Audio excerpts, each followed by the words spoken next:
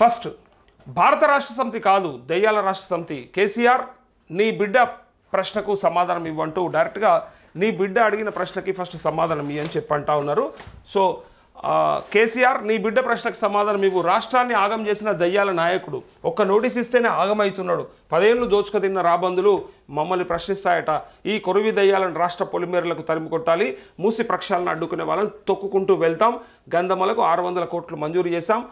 తిరుమలాపూర్ సభలో సీఎం రేవంత్ రెడ్డి ఆలేరు సెగ్మెంట్లో 1500 కోట్ల అభివృద్ధి పనులకు శంకుస్థాపన అంటూ కేసీఆర్ ఫస్ట్ ఇవన్నీ కాదు నీ బిడ్డ ప్రశ్నకి సమాధానం చెప్పేసాయి.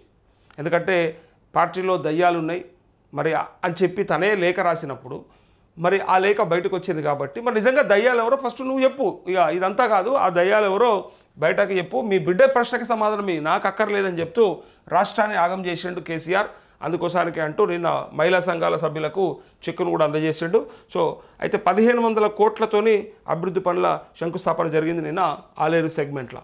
ఇక ఈ వార్త ఇట్లుంటే ఇందులో కొంత ఇంట్రెస్టింగ్ ఏంటంటే చాలామంది నిన్న మళ్ళీ సోషల్ మీడియాలో చూసినటువంటి మాట అందరూ కొంత అరే మళ్ళీ ఇట్లనే ఉంటాయా రాజకీయాలంటే అని అనుకున్న మాట ఏంటిదంటే తీన్మార్ మల్లన్న.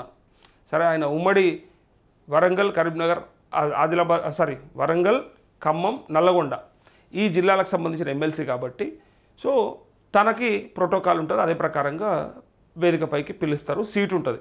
అయితే తను అసలు కాంగ్రెస్ సస్పెండ్ చేసినట్టే కనిపించలేడు ఆయన కానీ రేవంత్ రెడ్డి కానీ. ఇద్దరు మళ్ళీ ఒకటే రకంగా ఉన్నారు.